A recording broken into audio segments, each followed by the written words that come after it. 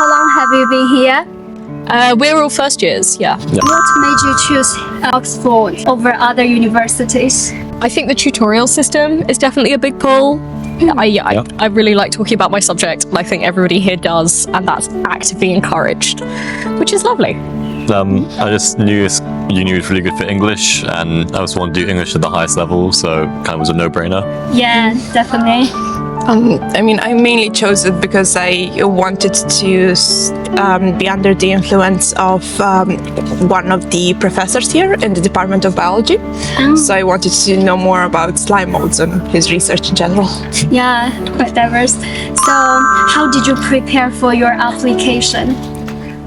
So they're really big on this thing called supercurricular work, which is where you do things that are related to your subject and that aren't taught in schools to show you have independent learning and passions that you really want to get into. So I did MOOCs, I ran school clubs, all that kind of thing, just to do independent research in my subject. My sixth form did some practice interviews for Oxbridge, so I had to do a lot of reading, and they kind of grilled me on my personal statement a lot, which just meant when I had to do interviews, I was kind of more prepared for the sort of tactics they throw at you.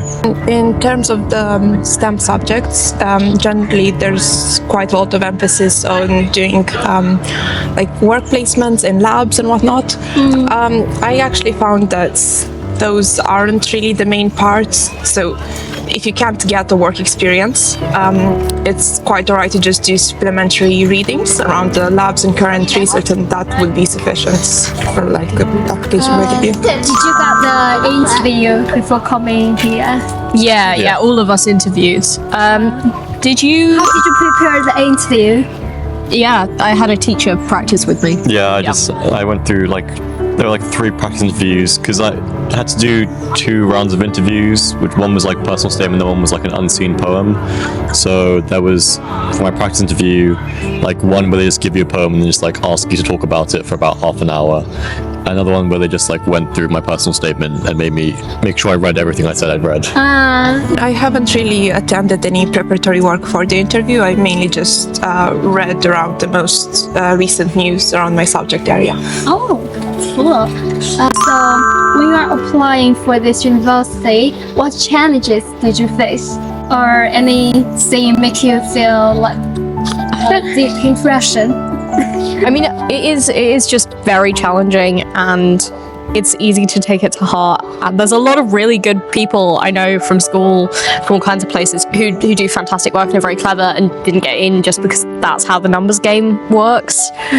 Obviously we ended up being lucky in that way, but you've got to sort of prepare yourself. You're putting all this effort into something you really want, but sometimes you just won't get it for reasons outside your control. Can each of you think about one thing make you stand out from the application and the interview? I think something I did was just try not to be too serious about everything you're doing, especially in an interview. Because especially with English, when you're in tutorial, they're picking you out to have a conversation with you every week.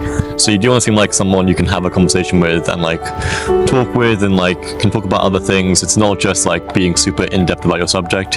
You also want to be a nice sociable person. So they want to actually have to deal with you for multiple hours in the week.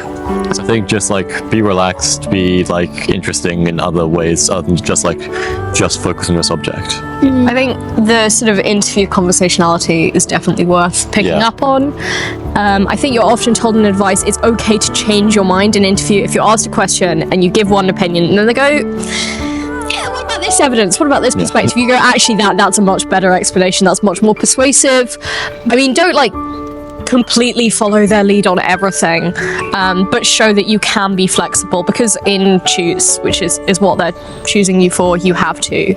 I'm just thinking Toots would be absolutely dead if you came in already knowing your opinion and you just said it and you left. Yeah, they come to challenge you. Yeah. I mean, at the same time, they also like to be challenged. So if you don't take up their prompts, they really loved when I emphasized one of my opinions and provided evidence for that, as well as including their points in.